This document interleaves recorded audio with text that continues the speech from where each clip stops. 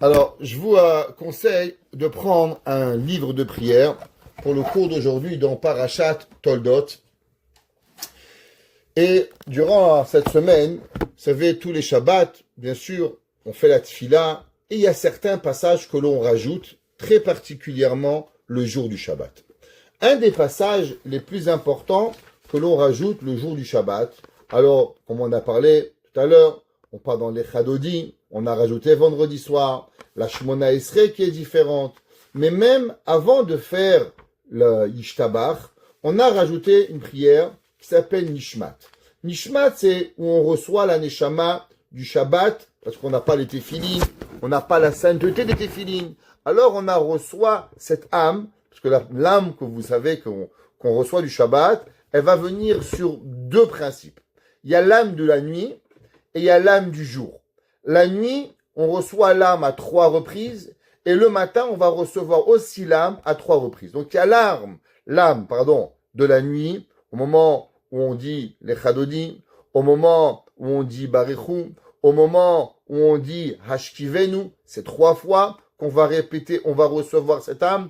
Pareil le matin, à 3 reprises, on va recevoir l'âme du matin. Et à quel moment on reçoit la Tosefet Kedusha, le surplus de la sainteté de l'âme? Ça commence avec Nishmat Kol Chai, une prière très spéciale, après qu'on a dit la Shira, et là on dit Vaya Bayom Haou Hashem Echad Ushmo Echad, on dit Nishmat Kol Chai. On va pas commencer à faire beaucoup de Kabbalah, seulement vous savez que au moment où on dit Nishmat Kol Chai, alors à ce moment-là, ces 3 mots-là, on doit commencer à penser à avoir la Tosefet de Kedusha pour pouvoir y arriver. C'est pour ça que la Rachetevot de Nun, Kaf et Chaf s'appelle Nochach, qui vient en vérité la valeur numérique de 3 fois 26, Yudke Vavke, Yudke Vavke, Yudke Vavke. Pourquoi 3 fois? À cause, comme je vous ai expliqué, qu'il y a 3 parties de l'âme supplémentaires qui viennent Nefesh, Ruach, Neshama, et c'est pour ça que quand on dit Nishmat, Kol, Chai, alors on reçoit la première partie des 3 âmes qui vont pouvoir arriver. Pareil, quand on dit le mot Kol Chai, alors le mot Kol Chai, il est la valeur numérique de Eheye, c'est 21, Yud Kevavke, 26, et encore 21, et c'est là qu'on reçoit, c'est la valeur numérique de 68, qui est au moment où on reçoit la vie. Quelle vie? La vie spirituelle. Au moment où on dit Nishmat Kol Chai, on reçoit cette Kedusha, on reçoit cette vie éternelle qui nous est donnée dans nous. Le juif qui fait Shabbat, qui va à la synagogue, alors à Kadosh Baruch Hu, il lui incombe une vie très spéciale. C'est pas une vie de tous les jours. Un juif, il n'est pas en train de manger, pas en train de boire. Quand on fait Shabbat, et celui qui a goûté au Shabbat, il peut plus arriver. Un jour, on a demandé à Rav Chaim Kanievski, comment c'est possible qu'il y a des gens qui ont fait Shabbat et qu'ils arrêtent? Il dit, parce qu'ils n'ont jamais goûté le vrai Shabbat. Parce que si tu as goûté le vrai Shabbat, tu ne peux plus arrêter de faire Shabbat. C'est pas possible. Le Shabbat, c'est quelque chose d'extraordinaire. Et pourtant, dans la prière, juste avant d'arriver à Yishtabach, alors on dit une prière qui s'appelle Befi Yesharim Titroma. Ceux qui veulent, c'est ici. Elle est sur votre écran. Vous la voyez. Befi Yesharim Titroma. Et au milieu, si vous allez dans cette prière, Befi Yesharim Titroma, Ubsifte Tzadikim Titbarach, Ubishon Chasidim Titkadash, Ubkerev Kedoshim Tithalal. Cette prière, elle a été écrite. On ne sait pas vraiment par qui a été écrite. C'est très intéressant. C'est une des prières qu'on n'a pas on pourrait dire, de traces exactes qui c'est qu'il a écrit. Il y en a même qui disent c'est un curé qui l'a écrit. Il y en a qui disent c'est un pape qui a écrit. Il y en a qui disent que c'est un homme qui l'a écrit. D'autres qui vont dire que c'est Yitzhak Avinu qui l'a écrit. Pourquoi ils vont dire que c'est Yitzhak Avinu? À cause que dans cette prière, vous allez voir, il y a marqué au milieu, avec les lettres, ça fait Yitzhak au début, et au milieu, ça fait Rivka. Et tous les commentateurs, même le Abudraham, le Rabbeinu David Abudraham, qui était un Rishon, déjà il a demandé pourquoi dans cette prière, il y a Yitzhak et Rivka. Qu'est-ce que c'est de spécial Yitzhak et Rivka? Pourquoi on ne prie pas Avraham et Sarah, Yaakov et Rachel? Pourquoi cette prière, elle a été instaurée par Yitzhak et Rivka? Pareil, dans le Yotzer, dans le Shabbat matin, on rajoute une prière. Alors, on rajoute Il y a certaines prières qu'on rajoute, qu'on a juste augmentées. Par exemple, le El Adon. Le El Adon a été écrit par Rabbi Eliezer Akalir sur les dires du Zohar. Parce que durant toute la semaine, on dit dans la prière du Yotzer, on parle des 22 lettres de l'alphabet. On dit seulement un mot de chaque lettre. Durant le Shabbat, on va dire 5 mots à 6 mots, dépend. El Adon al Kol Hamasim, Baruch Vorach, c'est par rapport aux 22 lettres de l'alphabet. Et après cela, on va dire la El Asher Shabbat, Mikol Hamasim, Ubayom Hashevi, It'ala V'yashav Akiseh Kevodo. On dit une prière très intéressante. La El Asher Shabbat, Akadosh Baruch Hu, ouais, s'est arrêté de toute action, Ubayom Hashevi, et le 7e jour, Nit'ala, il s'est élevé, Veyashav al Kiseh Kevodo. Il est assis sur son trône céleste. Et Mefarshim, il demande pourquoi Dieu, la semaine, il est en train de laver le parterre, Dieu préserve. Qu'est-ce que ça veut dire? Ubayom Hashevi, Nit'ala, il est monté, Veyashav al Kiseh Kevodo. Tiferet ata liyom hamenucha. Qu'est-ce qu'elle a à voir cette prière, la El Asher Shabbat? Pourquoi le jour du Shabbat, on a rajouté ce morceau? Pour ceux qui savent, les séfarades, quand ça arrive durant Yom Tov, alors même que les séfarades, pendant Yom Tov, ils disent quand même El Adon. Les Ashkenazim, ils disent pas El Adon à Yom Tov. Les séfarades ont dit oui, El Adon à Yom Tov. Mais la El Asher Shabbat, il n'est pas mentionné Shabbat, seulement durant les fêtes. Pourquoi cette prière, elle a été rajoutée après El Adon, juste après qu'on a dit Tiferet Ugdula Serafim Vechayot de Ofane HaKodesh. Le dernier mot de la chanson de El Adon, on parle des anges, des Séraphim, des Ophanim, des Hayot HaKodesh, tous les malachim les plus hauts sur qui le monde y tient. Et là on dit la El Asher Shabbat Mikol Hamasim Ubayom Hashinit Ala V'yashav Akiseh Kevodo. Quelle est la connexion? Pourquoi elle a été rajoutée et pourquoi elle est là? La Gemara, dans Masechet Sukkah, dans Daf Yudalet. La Torah nous dit, à propos de la fin de cette semaine, vous savez que Rivka et Yitzhak se sont mariés. Yitzhak, elle avait 3 ans quand elle s'est mariée avec Yitzhak Avinu. Pendant les 10 premières années de leur mariage, Yitzhak, il s'est pas tellement soucié que Rivka, elle n'avait pas d'enfant. Pourquoi? De 3 ans, c'est généralement une jeune fille, elle n'a pas d'enfant. Alors Yitzhak et Rivka ne sont pas posés de questions. C'était normal qu'elle n'avait pas d'enfant jusqu'à là qu'elle arrive à la puberté. À l'âge de 13 ans, Rivka, et elle a voulu tomber enceinte. 13, 14, 15, 20, 21, 22. Et là, ils se sont posés des questions. Qu'est-ce qui se passe? Avraham Avinu, la Torah nous dit qu'après 10 ans d'être en Eretz Israël, déjà il s'est inquiété. Alors, il y a Yitzhak Avinu et Rivka vont prier pour avoir des enfants.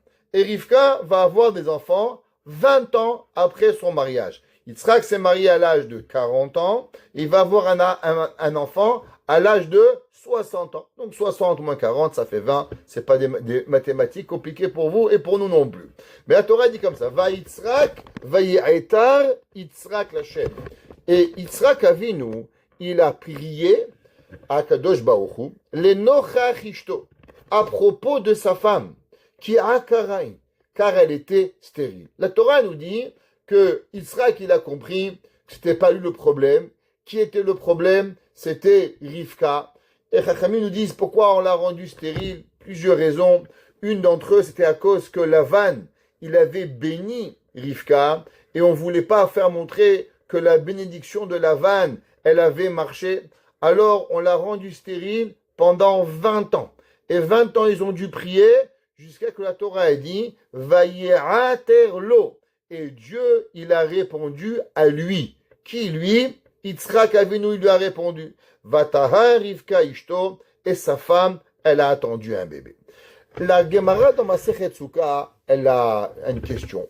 Que veut dire le mot « Vaye'ater » ? Généralement, quand on parle de prière, on parle de Vayomer el Hashem, parler à Dieu, ou bien Sicha, ou bien de parler une différente façon, comme Yitzhak Avinu, Vayetse Yitzhak, la Souach Basade, ou bien Amida, se tenir debout, Vayahamod, Avraham, ou bien Vayitpalel. Mais le mot Vaye'etar, il n'est rapport à la Torah que à propos de Yitzhak. La seule fois que vous voyez ce mot, Vaye'etar Yitzhak el Hashem, Vaye'aterlo, La Torah dit que Vayater une fois, Vayater une deuxième fois. La Gemara dit qu'est-ce que c'est ce mot Vayater? Ce mot Vayater, il figure pas dans le dictionnaire de la Torah. Il figure que une seule et unique fois dans Parashat Toldot. Pourquoi la Torah a employé ce mot Vayater? Qu'est-ce que ça veut dire? La Gemara a dit qu'est-ce que c'est le mot Vayater? Les man nimshela tefilatan shel tzadikim. La Gemara a dit à quoi elle ressemble la prière des justes? Qu'est atar. C'est quoi atar? Atar, c'est une fourche. Vous avez déjà vu une fourche? Ouais, à 3 dents. La Gemara dit ça ressemble à une fourche. Ma atar ze mehapechet atevoa begoren mimakom le makom. De la même façon qu'une fourche, tu prends et tu renverses le foin d'un côté de la grange à l'autre côté de la grange. Af tefilatan shel tzadikim. Pareil, la prière des justes, mehapechet da'ato shel hakadosh baruch hu. Elle renverse la pensée de Dieu, mimidat arzariut, de la façon sévère de Dieu, à la mitat arachamim, à la façon d'avoir pitié à Kadosh Baruch. En un mot, Yitzhak Avinu a prié, Hachem avait décidé de ne pas donner un enfant à Yitzhak, c'était la rigueur, et à Yitzhak Avinu, il va renverser cette rigueur, il va la rendre miséricorde pour avoir un enfant.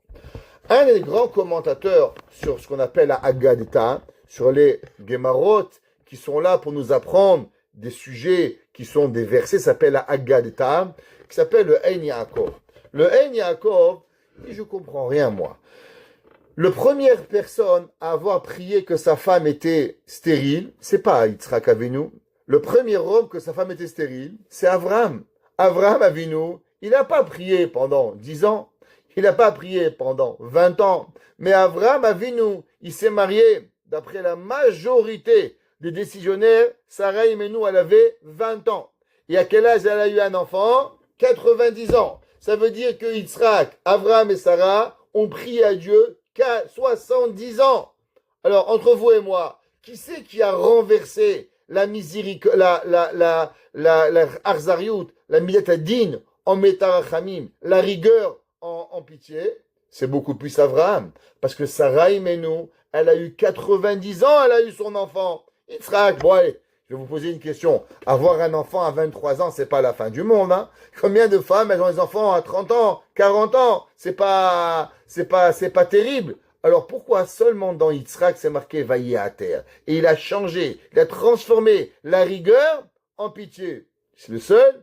Avraham et Sarah ont déjà eu beaucoup avant.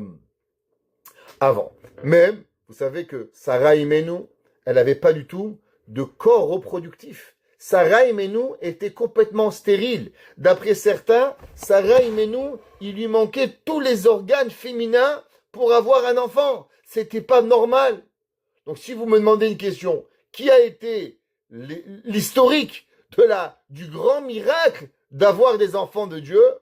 Sûrement beaucoup plus Sarah que Rivka. Alors pourquoi c'est marqué vaillé à terre? Transformation de din arachamim seulement dans Rivka et Yitzhak et pas dans Avraham et Sarah. Le Rav Yaakov Emdin, le Yahabetz. Alors Yaakov Emdin, pour vous situer un petit peu dans le temps, il y avait un grand rabbin, il s'appelait le Chacham Tzvi. Le Chacham Tzvi s'appelait Rab Tzvi Ashkenazi, il a vécu au XVIIe siècle. Il était juste après l'époque, ou même un peu à l'époque, de Shabtai Tzvi Marshemo. Shabtai Tzvi qui s'est proclamé Mashiach. Il y avait un rabbin qui s'appelait le Chacham Tzvi, Rab Tzvi Ashkenazi. Il était un rabbin ashkenaz et il est allé en Turquie où là-bas, il va recevoir sa nomination de Rav, il va être nommé rabbin en Turquie chez les Séfarades. Et c'est pour ça qu'on l'appelle Chacham Tzvi. Et il va revenir en Pologne où il va être le premier Rav de la ville de Vilna. Tous entendu parler du Gaon de Vilna, une des villes où il y avait le plus de juifs en Europe avant-guerre, depuis le XVIIIe siècle jusqu'au XXe siècle, c'était la ville de Vilna. Dans la ville de Vilna, il y avait 1 million de juifs. 1 million de juifs dans la ville de Vilna. Qui c'est qui va instaurer la ville de Vilna, la communauté juive? C'est le Chacham Tzvi. Son fils, le Yahabetz, il s'appelait Rabbeinu Yaakov Emdin. Ouais, lui, il va écrire plusieurs livres. Il va être en grande discussion avec Rabbi Yonatan Eibeshitz. Yonatan Eibeshitz qui était le rave de la ville de Metz en France, et Rabbi Yaakov Emdin était le rave de Vilna. Et ensemble, ils vont avoir beaucoup de correspondances et ils vont être très, très, très en désaccord sur beaucoup de sujets.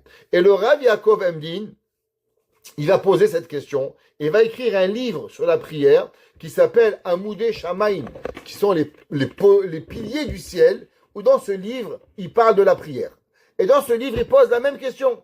Et il dit le Rav Yaakov Emdin, quel est le rapport? Pourquoi on a parlé de Yitzhak et de Rivka dans la prière de Shabbat? Qu'est-ce qu'on les a foutus là-bas? Befi et Sharem du Tromam, ou Shetatikim Barach. Quel est le rapport? Qu'est-ce qu'il dit? Principalement, il dit pas grand-chose qu'on comprend, c'est un peu compliqué à dire.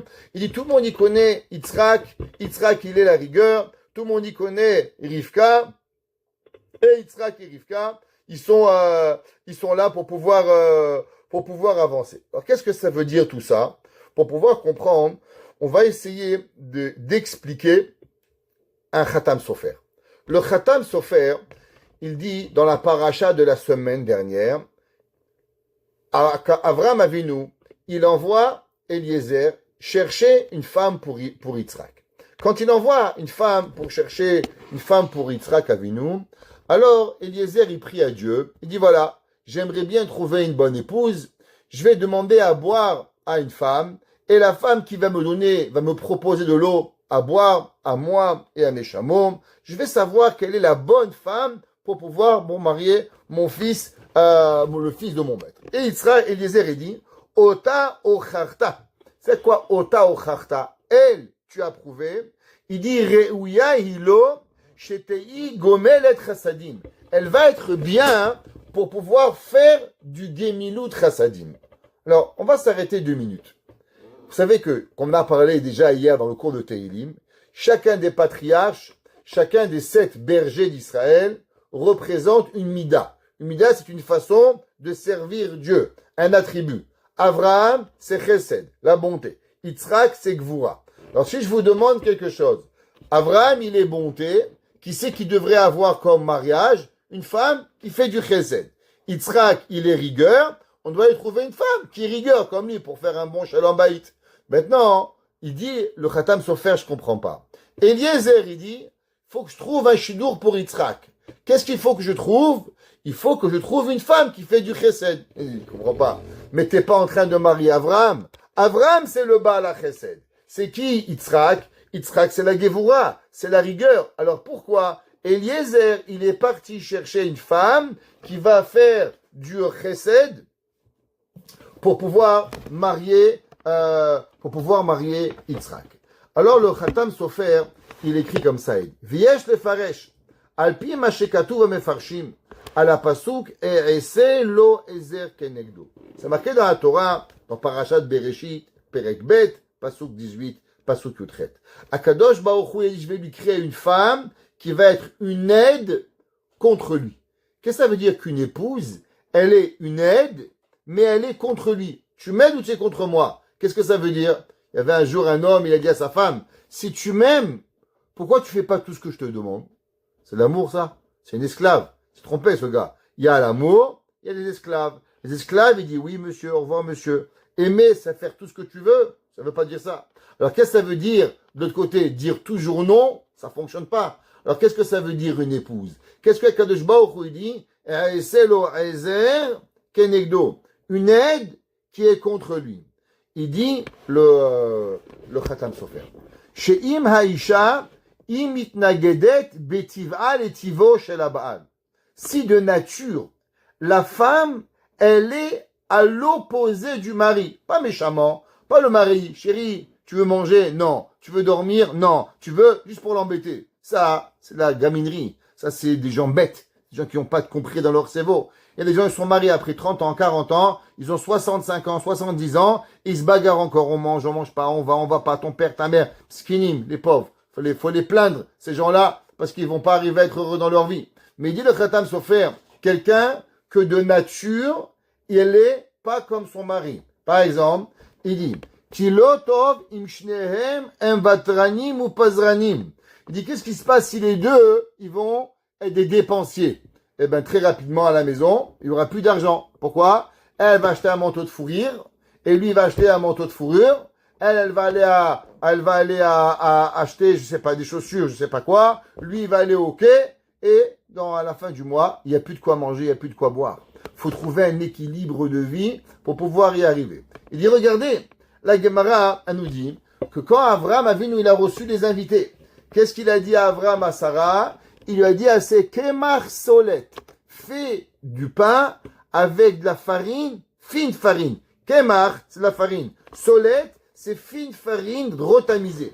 La Gemara, elle dit, pourquoi Abraham, il s'est mêlé de la cuisine? Je vous pose une question. Vous appelez à votre femme, chérie, on peut avoir un invité? Oui, chérie, pas de problème. Invite telle personne. Oui, qu'est-ce que tu fais à manger? Comment tu cuisines? Qu'est-ce que tu vas mettre comme sel, comme poivre, tchouka? Oh, laisse ta femme. C'est elle qui s'occupe de la cuisine, c'est pas toi. Alors pourquoi Abraham Avinu, il est venu, il a dit à Sarah, Kemar Solet, farine, fine farine, louchi pétrivé à siougot. Elle ne sait pas qu'est-ce qu'elle a à faire, Sarah Imenu. Pourquoi il a dû lui dire Kemar Solet?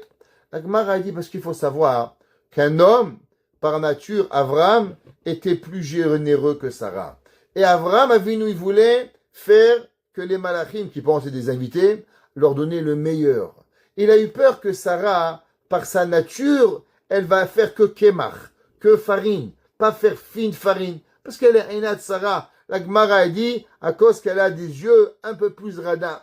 Femme, la Gemara a dit, elle est un peu plus réservée. Elle arrive moins à donner que son mari. C'est pour ça que Abraham Avinu, il lui a dit kemar solet, à cause qu'il a eu peur que Sarah, elle soit seulement Kemar. Qu'est-ce que ça veut dire? Qu'on voit qu'il y avait deux opposés. Abraham, très très bonté, grande bonté, il veut tout donner. Sarah, un peu plus restrictif dans ce qu'elle va donner. Et entre les deux, entre les deux, mon corps balance, on va arriver. Et il dit, Yitzhak, She'aita ben midat adin.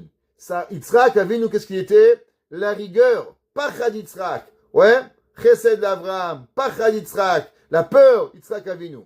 Tov meod, shetiye ishto, bemidat chesed. Alors il est bien que sa femme, elle soit en bonté. Gomelet chasadim tovim. Ou les kach amar le avdecha le Yitzhak. Il dit le Khatam Sofer. C'est pour ça qu'il a dit, Yitzhak, il est rigueur. Qu'est-ce qu'il faut pour Yitzhak? Il ne faut pas de la rigueur. Parce que de rigueur, c'est pas bon. Ça va créer du feu. Il faut avoir l'opposé. Il faut avoir quelqu'un de bonté pour pouvoir y arriver. C'est pour ça que, il dit le Khatam Sofer, il a cherché quelqu'un qui va aller à la mida opposée pour pouvoir arriver à Abraham Avinu. Baïda, qui a cet chesed imadonim Abraham. Ça, c'est un chesed qu'on va faire avec Abraham Avinu pour pouvoir y arriver. Pareil, allons prendre dans Yitzhak et Rivka, dans la suite de la paracha. Yitzhak, il veut donner la bracha à qui? À Esav. Pourquoi il veut donner la bracha à Esav? Parce que Yitzhak Avinu, Chachamim nous explique dans la profondeur, bien sûr que Yitzhak il savait que Esav n'était pas un bon garçon. Esav il trompait son père. Esav il pouvait faire croire à Yitzhak qu'il était un bon, mais en vérité Yitzhak il savait, Yitzhak l'a eu dans le Gan Eden, Yitzhak il savait qui il était et qu'est-ce qu'il faisait. Seulement, Yitzhak il avait la rigueur. C'est quoi la rigueur? La rigueur c'est de savoir est-ce que l'homme qui va étudier la Torah, il est en moyen de pouvoir utiliser le matériel pour l'élever, ou bien non. Le matériel va distraire la Torah. Yitzhak, toute sa vie, il était persuadé qu'il devait s'assurer que Yaakov va étudier la Torah. Et pour étudier la Torah, qu'est-ce qu'il fallait qu'il fasse? Fallait qu'il soit distrait de rien. Pas d'argent, pas de bonté, juste un Gemara, un livre, pas de Melach Tochal, ou Baïma Metzametishte, du pain et de l'eau, et à la Tishan, et comme ça tu n'es pas distrait. Tu vas commencer à avoir des voitures, tu vas commencer à manger, tu vas commencer à boire, tu vas commencer à aller en vacances, tu vas à la Torah, Torah Maté Allah. Qu'est-ce qui va arriver avec la Torah? Alors Yitzhak Avinu, qu'est-ce qu'il a fait? Il a voulu donner la bracha à Esav. Qui c'est qui est venu et qui a inversé tout? Rivka. Rivka, elle est venue. Elle dit, c'est pas comme ça. La Torah, c'est pas ça qu'elle veut. La Torah, elle veut pas cette rigueur que l'homme, il étudie, que l'homme il mange pas, que l'homme il dort par terre, que l'homme il boit pas. Pas tout le monde il est capable. On a besoin d'adoucir la pensée de Yitzhak. Et Rivka, elle va venir et elle va changer les brachot. Elle va donner la bracha à Yaakov et elle va l'enlever de Esav. Qu'est-ce que Yitzhak il va dire par la fin? Gambaruch il est béni. À la fin, quand Yitzhak il va voir Yaakov, quand il va voir la bracha venir, il va accepter ce que Rivka va faire. Ça veut dire que Yitzhak de lui-même est dans un monde qui est complètement rigide, complètement fermé. Qui sait qui va donner à Yitzhak le potentiel de pouvoir adoucir son monde? Ça, c'est Rivka Imenu. Rivka Imenu, elle donne à Yaakov cette transformation de rigidité à pouvoir l'apporter à un monde de Rachamim qui va arriver. Et c'est pour ça que Eliezer, il dit, Rivka, qui a cette Gemilut Chassadim, elle est bien pour mon maître. Parce que Yitzhak tout seul, il peut pas arriver. C'est pour ça que c'est marqué dans le Passouk. Vayetar Yitzhak Lashem. Et Yitzhak, il a renversé. C'est quoi renverser? Ça veut dire qu'il y avait la rigueur sur Rivka, et Yitzhak, il va venir et il va prier. Les nochach ishto. Ça veut dire quoi les nochach ishto? Face à sa femme, qui a Karaï. Chachamim, ils nous disent, par quoi Yitzhak, il va être capable de transformer la rigueur en pitié. Comment il arrive à faire ça, Yitzhak? Yitzhak, il arrive à faire cela seulement et uniquement à travers sa femme. C'est-à-dire quoi à travers sa femme? Grâce au chesed que Rivka, elle avait, alors automatiquement Yitzhak, il pouvait se transformer. La Torah nous dit, qui a Karaïm, Vayeaterlo Hashem. Que quoi? C'est quoi Vayeaterlo? Dieu, il a changé. Et si vous voyez le verset, c'est marqué Vayeaterlo Hashem. Hashem, c'est quoi? Midat Arachamim. Ça veut dire que Yitzhak, c'est pas seulement adoucir. C'est pas qu'il y avait du digne. Et maintenant, on a enlevé le digne. Et on a radouci le din, ce qu'on appelle en lachon kabbalistique, hamtakat adinim, adoucir la rigueur. Ici, on est dans un autre monde total. Qu'est-ce que c'est? Il y a le monde du din, et il y a le monde d'adoucir le din, et il y a un monde qui est à l'opposé, qui est la transformation du din en rachamim. La transformation de la rigueur en rachamim. C'est pour ça que c'est marqué Vaye Ater Lo Hashem. Hashem, il a donné à lui. C'est qui lui? Lui, c'est Yitzhak. Yitzhak, il est Gvura. Il est rigueur. Qu'est-ce que Hashem, il a fait? Hashem, il a amené la rachamim. Il a transformé Yitzhak de din en rachamim pour pouvoir y arriver. Maintenant, pourquoi la tfila, on a marqué Yitzhak et Rivka? Dans notre vie, on a deux choses que l'on veut. Hier, on a parlé d'avoir l'aide divine. L'aide divine dans ce qu'on fait, dans le travail, dans les enfants, dans le mariage, dans le shalom bayit, dans tout ce que vous faites. Si vous n'avez pas d'aide divine, vous êtes perdu. Vous ne pouvez pas avancer, c'est pas compliqué. Maintenant, il y a encore plus que l'aide divine. Qu'est-ce que c'est? C'est de vivre dans la miséricorde de Dieu. Ça veut dire que l'homme, il a envie pas seulement d'avoir de temps en temps, allez, un petit bonbon, une petite chose qui va bien. Il a envie d'être porté par Akadosh Baruch Hu, que tout ce qui lui arrive, il vit dans le chesed. Tout ce qu'il fait, Akadosh Baruch Hu, il est avec lui, et il a aucun digne. Il est 100% rachamim. Kulo, entier, vivre dans un monde de rachamim. Comment l'homme, il peut être là? Ça, l'homme, il peut le faire à travers la prière. La prière, elle nous amène à pouvoir être transformé, d'enlever la rigueur et d'être entièrement dans la rachamim. Prenez un exemple, juste que vous allez comprendre de quoi je parle. Il y avait une femme, elle s'appelait Léa. Léa, elle était décrétée d'être mariée avec qui? Avec Esav. Esav, Yitzhak, il avait 2 enfants, Esav et Yaakov. Lavan, qui était le frère de Rivka, il avait 2 filles, Léa et Rachel. Tout le monde disait le grand à la grande, le petit à la petite. Léa avec Esav, Yaakov avec Rachel. La Torah nous dit Veine ene Léa rakot. et les yeux de Léa, ils étaient gonflés. Pourquoi? Parce que Léa, toute sa vie, elle a pleuré. Toute sa vie, elle a dit, pourquoi moi, je vais marier un rachat? Tout le monde y pense qu'il est un violeur, il est un tueur, il est un brigand. Mal, il va la picher un zé. Qu'est-ce que moi j'ai à voir avec ça? Pourquoi moi je dois supporter un violent? Pourquoi je dois supporter un homme qui s'éloigne de Dieu? Pourquoi je peux avoir un mari gentil qui me fait un sourire quand on va à la synagogue, quand on avance? C'est pas possible. Je peux pas avoir. Qu'est-ce qu'elle va faire Léa? Léa, elle va prier. Maintenant, on aurait pu penser, très bien, elle va prier, elle va trouver un bon mari, il va s'appeler Jean-Jacques, il va s'appeler William. Bon, un bon gars. Non.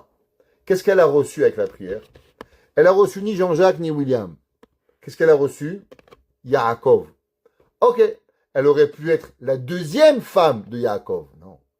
La tfila, elle lui a donné que non seulement elle est devenue la femme, mais pas la deuxième femme.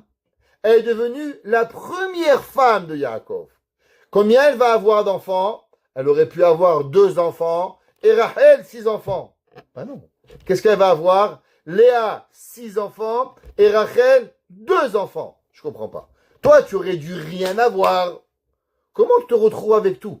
Comment tu te retrouves d'être la première femme de Yaakov, la femme qui va vivre le plus longtemps avec Yaakov, être enterrée avec Yaakov, et la mère de 6 tribus de Ham Israël? La réponse, c'est que l'homme, il comprend pas ce que c'est la prière. La prière, c'est pas mettre une cerise sur un gâteau.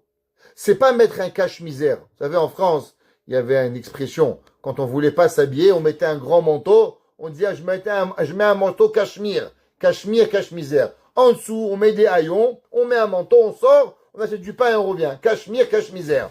La tfila, c'est pas juste on cache.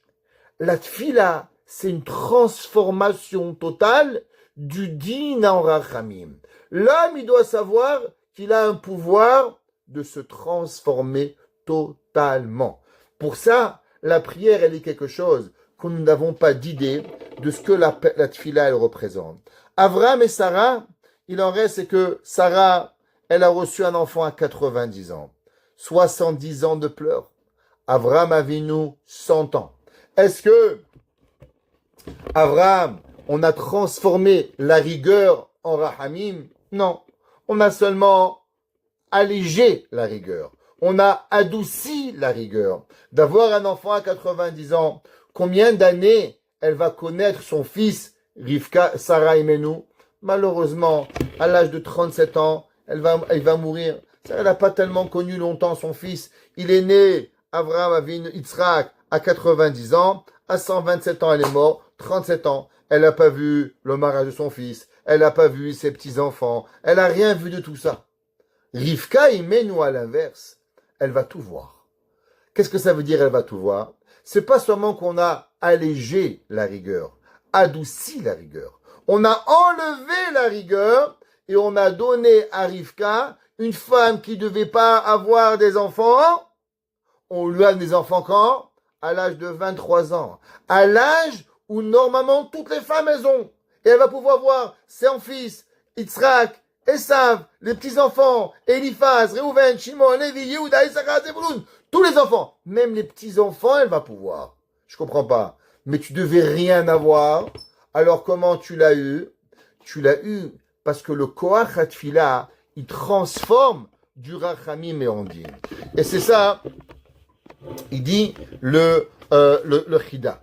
Le Chida, il dit Diyadoua, Midat Hagevura, Midat Adin. Il dit la rigueur, c'est la sévérité. Vezeu Shekata Veyetar, Nimshela Tefilato Leatar. Il dit c'est quoi la prière de Yitzhak? Comme cette fourche qui renverse. Midat Adin. Il dit Umash Edidek, Amal Okti Gabet Fila. Il dit lo caché de Av de Yitzhak Atzmo, Midat Hagvura Dina Kashia. Même que Yitzhak, il était la Midat Adin qui était dure, Imkoze Bitfilato Hafach Hadin le Rachamim. Il a complètement transformé le din à un niveau total de Rachamim. Et c'est pour ça que on va prier Yitzhak et Rivka. Maintenant, quel est le rapport avec Shabbat? Alors vous savez que c'est marqué dans le Mégalé à Moukot. Moshe Rabbeinu, pardon, il veut rentrer en Israël. Et sur lui, qu'est-ce qu'il y a? Il y a la rigueur. Dieu, il dit, j'ai juré, tu rentreras pas en Israël. Et Moshe Rabbeinu va prier une prière, deux prières. Combien il va prier de prières? 515 prières. 515 prières. Et presque il a failli rentrer. Dieu lui a dit, stop, ou toi ou le peuple juif. Si toi tu rentres, je tue les juifs. Et si les juifs y rentrent, toi tu rentres pas. Décide, tu peux choisir ce que tu veux.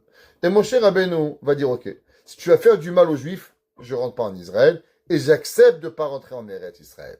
La question, elle est d'où Moshe Rabbeinu, il savait qu'il fallait prier 515 prières.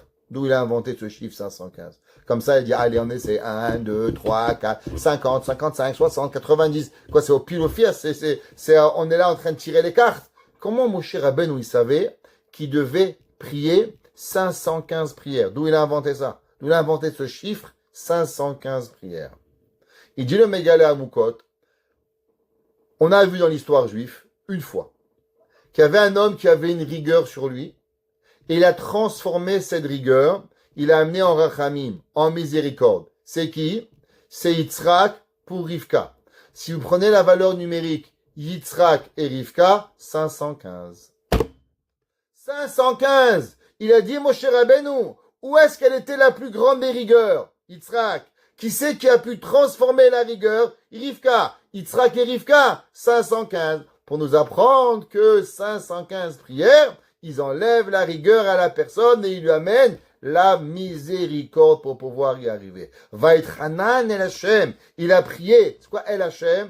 Hashem c'est Rachamim. Hashem c'est la miséricorde. Il dit le Mégalé à Moukot. Quand Moshe Rabbeinu il a vu ce que Yitzhak et Rivka ils ont fait, alors automatiquement ils ont prié. Le Shabbat, c'est quoi Shabbat? Shabbat c'est au-dessus de tout. Shabbat c'est le moment où il y a la Rachamim, la plus grande des Rachamim. La preuve, comme on a expliqué dans le cours du Shabbat, que le Shabbat, il n'y a pas de deuil. Même un endeuillé, il n'a pas le droit d'être endeuillé le jour du Shabbat. Pourquoi? Le deuil, le pleur, vient de la rigueur. La joie, l'allégresse, vient de la Rachamim. Le jour du Shabbat, l'homme n'a pas le droit d'être triste. L'homme, il doit être à 100% dans la joie. Il doit être dans la simcha. Alors, qu'est-ce que l'on prie?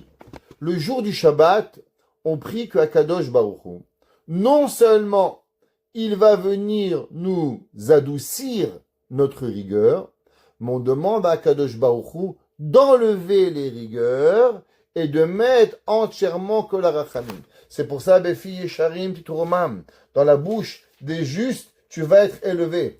Ubsifte Tzadikim Titbarach. Et d'après les paroles et des lèvres des justes, tu vas être béni. Uvilshon Chassidim. Et avec les langues des pieux, Titkadash, tu seras sanctifié. Ubkerev Kedoshim. Et à l'intérieur des saints, Tithalal, tu seras élevé. Et si vous regardez, chacun des attributs, un, il parle de sévérité, de rigueur, et de l'autre côté, il parle de quoi? Il parle de rachamim, de miséricorde d'Akadosh Baruch Hu. Leit romem, d'être élevé, leit barech, d'être béni, leit kadesh, d'être sanctifié, et leit halal, d'être quoi? D'être praise, d'être élevé et louangé à Akadosh Baruch Hu pour avoir, et ça c'est Rivka, et ça c'est le jour du Shabbat pour pouvoir y arriver. Maintenant, allons plus profond que ça. Il continue le Igra de Kala. Le Igra de Kala, ce livre a été écrit par un Rav que vous connaissez, qui s'appelle le Rav Elimelech Tzvi de Dinov, le neveu de Rabbi Elimelech de Lizinch. Le neveu de Rabbi Elimelech de Lizinch qui s'appelait le Bnei Issachar. Il a écrit un livre qui s'appelle le Igra de Kala. Là-bas, dans l'Igra de Kala, il ramène une explication très profonde. Vous savez, la Gemara a dit que d'ici au ciel, on peut y arriver. C'est pas à l'infini. Les goïms, ils pensent que le monde, il est infini. C'est pas vrai. Le monde, il n'est pas infini. Le monde, il est fini. La seule chose qui est finie, c'est Akadosh Baruch Hu. Akadosh Baruch Hu, bichvodo be'atzmo, lui, il est à l'infini. Tout ce qui est créé a un début, a une fin. A un début dans sa création, a une fin à sa création, a un début dans sa grandeur a une fin à sa grandeur. Un homme, il mesure 1 mètre, une montagne, elle mesure 5000 mètres, l'Himalaya, 8000 mètres, le soleil, il est énorme, mais il a un début, il a une fin. Il n'y a rien qui est illimité. La Gemara a dit, chaque monde, il est limité. Maintenant, vous savez que pour créer un espace, qu'est-ce que vous avez besoin? De 3 choses. Par exemple, vous voulez mettre un verre entre 2 gobelets. Vous avez besoin de combien? Un verre, 2 gobelets. 2 gobelets, 3 verres. Pourquoi? Pour créer les espaces. Vous avez 3 doigts. Ici, vous avez combien d'espaces? 1, 2, 3. Vous avez 2 espaces. Vous avez 4 doigts. 1, 2, 3, 4, 5 espaces. Pareil. Donc, la Gemara a dit, il y a 7 cieux. Dans les 7 cieux, et entre chaque cieux, il y a combien? Il y a ce qu'on appelle une rakia. Il y a un espace qui sépare. Donc, s'il y a 7 cieux, combien il va y avoir d'espace qui va séparer? 1, 2, 3, 4, 5, 6, 7, 8. 8 espaces et 7 cieux. Pour arriver au ciel, ce qu'on appelle Shakadosh Baruch Hu dans les cieux du céleste, il y a là-bas 7 cieux, et entre 7 cieux, il y a 8 espaces. La Gemara est dans Masechet Chagiga. Shieshnam Shiv'a Reki'im. Il y a 7 cieux. Chaque cieux, la Gemara dit, il y a des anges. Chaque ange, il a un autre tafkid. Il y en a que c'est des bons anges, dans des mauvais anges, Séraphim, Ophanim, Hayot HaKodesh, et ainsi de suite, différents anges par rapport à ce qu'il y a. La Gemara dit quelle est la distance des cieux et quelle est la distance des étendues entre les cieux. Parce que ne croyez pas que c'est infini. La Gemara dit l'espace de 500 ans de marche. Alors vous faites 40 km fois 365 jours, multiplié fois 500, et vous avez la distance pour aller chez le bon Dieu. 500 ans. Et après, 500 ans. Et après, 500 ans. Alors, en vrai, ça, on a 500 ans sont les espaces qu'il y a. 500 ans de marche dans les espaces. 500 ans le ciel. Et ainsi de suite. En tout, combien on a? Donc, 8 espaces et 7 cieux. Ça vous donne combien? Ça vous donne 15. 15, nous avons en tout 15 espaces. Un espace, un ciel, un espace, un ciel, et ainsi de suite. En tout, ça vous donne 15 mondes. Ces 15 mondes-là, ils sont là pour pouvoir arriver chez Akadosh Baruch Hu. Tosfot, il dit que c'est marqué dans Vechayot asher ena merubao lekise kav regel chamesh maot esre.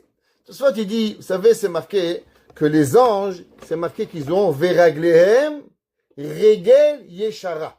Et les anges, ils ont un pied droit. Alors, vous savez qu'en hébreu, chaque mot, il se partage en différents mots. Alors, comment on écrit le mot yeshara?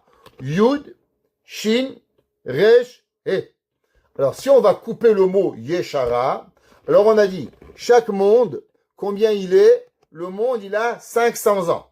Alors maintenant, la lettre shin, elle représente 3. On peut reprendre 300.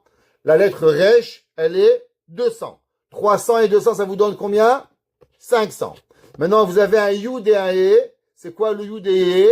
Ça vous donne 15. C'est quoi veraglehem regel yeshara?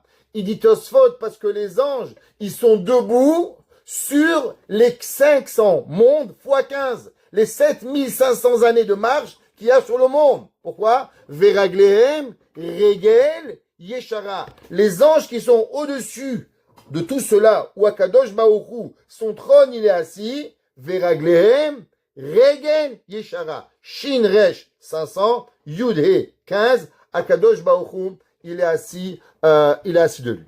Maintenant, si c'est comme ça, qu'est-ce que c'est la Va'et Hanan? C'est quoi Va'et Hanan? Va'et Hanan, c'est 515. C'est quoi 515? Eh bien, les 515 représentent les 500 années de chaque monde, fois 15 fois. Ouais, parce que chaque monde a 500 ans de marche, et il y en a combien? 15. Maintenant, quand vous voulez qu'il y ait une prière, vous voulez que votre prière, elle arrive au ciel. Qu'est-ce que vous devez faire en vérité? Vous devez prendre votre prière et lui mettre un turbo, que le turbo, il va monter les 500, 7500 années-lumière qui vont monter vers le haut, et qui vont passer combien? Tous les mondes qui vont arriver jusqu'en haut. Parce que sinon la prière, elle va pas arriver. Donc combien il y a? Il y a 500 années, ouais, fois 15 mondes. Ça fait en tout 515. Dit le Mégalé à Moukot, c'est pour ça que l'on doit prier 515 prières. Parce que chaque prière, elle va passer un monde et un monde et un monde et un monde et un monde pour pouvoir y arriver. Et c'est ça le prière pour que l'homme il va y arriver. C'est pour ça que Yitzhak et Rivka. Qu'est-ce que c'est Yitzhak et Rivka? On a dit valeur numérique de combien? 515. Parce que qui c'est qui a dévoilé au monde que la prière, si elle reste ici-bas, elle va pas être écoutée et qu'il faut élever la prière dans les 500 mondes fois les 15 mondes, c'est Yitzhak et Rivka. C'est pour ça que Yitzhak et Rivka, valeur numérique 515. C'est pour ça que Moshe Rabbeinu, il a prié Vaïtranan, 515 prières. Il va récupérer cela et il va les apporter. Maintenant, si vous avez compris ça, alors vous pouvez comprendre pourquoi le Shabbat. Qu'est-ce qu'on fait le Shabbat? Le Shabbat, il y a rien qui sépare l'homme de Dieu.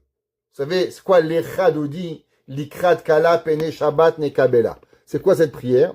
C'est que durant toute la semaine, il y a des mondes, et dans les mondes, il y a des séparateurs. Il y a des séparateurs du monde de Biria, du monde de Asiya, au monde de Yetzira, au monde de Asiya. Il y a des séparateurs. Il y a des sphirotes, il y a des sphères. Durant le Shabbat, tout s'enlève, et l'âme du juif et de la juive, du juif en général, qui est le peuple, alors elle va directement chez Akadosh Baruch Hu, et il n'y a plus de séparateur total dans le monde. Alors le jour du Shabbat, la prière, elle devient naturellement comment? Entre Yitzhak et Rivka, qui est la transformation de la rigueur au monde de la miséricorde pour pouvoir y arriver. Et où est-ce qu'elle arrive la prière? Elle arrive au summum des 515 mondes pour pouvoir y arriver. 500 années fois les 15 mondes. Yitzhak et Rivka. C'est pour ça que le jour du Shabbat, qu'est-ce qu'on va dire dans la prière? Befi Yesharim Tromam, c'est écrit une barak, Yitzhak et Rivka. La prière se fait naturellement pour pouvoir y arriver avant de dire Ishtabar Shimcha la, Ishtabar Shimcha et louanger à Kadosh Baruch Hu. Qu'est-ce que c'est le El Adon? Le El Adon, c'est un chant qu'on parle de la grandeur d'Akadosh Baruch Hu. Et comment on termine à la fin du chant? Et on dit Tiferet, la gloire, Ugdula est la grandeur, Séraphim, les anges, qui s'appellent les brûleurs, Chayot sont les animaux, Ophané à Kodesh, ce sont les anges qui sont le plus proches d'Akadosh Baruch Hu. Ça veut dire qu'on est à la fin, la gloire d'Hachem. Qu'est-ce qu'on dit juste après? Juste après cela, on a la prière du Shabbat. La haine, Asher Shabbat. À Dieu, ouais, qui est le Shabbat, Mikol Amaasim. Dieu, il s'est reposé de toutes ses actions. Et qu'est-ce qui se passe? Ubayom Hashevi est le 7e jour. Nit'ala, il s'élève. Il s'élève quoi? Eh ben, nos prières. Veyashav al Kisei Kevodo. Le jour du Shabbat, vous savez qu'est-ce qu'il y a? Toutes les prières que vous priez le Shabbat, elles peuvent être montées, même plus haut que les séraphim, Ophanim et Chayot HaKodesh. L'homme qui dirait, le maximum qu'on peut aller, c'est séraphim, Ophanim, Chayot HaKodesh. La prière, non, mon fils. Il y a encore un monde plus haut qui s'appelle Al Kisei Kevodo, être sur le trône céleste. Et quand on est sur le trône céleste, qu'est-ce qu'il y a? Il n'y a ni rigueur, ni rachamim. Il y a la rigueur à l'état pur qui puisse exister. C'est pour ça que les Ashkenazim, comment ils commencent la prière de Shabbat? Quand est-ce que le Chazan y monte? Ceux qui prient chez Lubavitch, ils savent, ou les Ashkenazim, ils commencent Hamelech Ayoshev Al-Kisei Ram Benissa, Shochen Ad Marom. Juste avant que le Chazan y monte, on dit Hamelech Ayoshev Al-Kisei Ram Benissa, le roi qui est assis sur le trône céleste et qui est élevé. Et là, on commence, on dit Shochen Ad Marom. Akadosh Baruch Hu, il monte jusqu'aux cieux pour pouvoir y arriver. Bayom Hashit Allah V'Yashav Akisei Kevodo. Le jour du Shabbat, mesdames et messieurs, vous allez avoir un cadeau. Ce que vous prendrez normalement 7500 ans pour pouvoir traverser dans vos prières. Le jour de Shabbat, votre prière, elle traverse tous les mondes. Elle est transformée de rigueur en miséricorde, de méchanceté en bonté. De tout obstacle, il va être enlevé. Yitzhak et Rivka, Vaye'ater lo Hashem. Hashem, il transforme l'eau, Yitzhak, qui est quoi? Qui est la rigueur, en rahamim, en miséricorde d'Akadosh Baruch Hu. Et c'est ça que Yitzhak Avinu, il a fait. Et en vérité, tout cela est arrivé grâce à qui? Il est arrivé grâce à Rivka Imenu.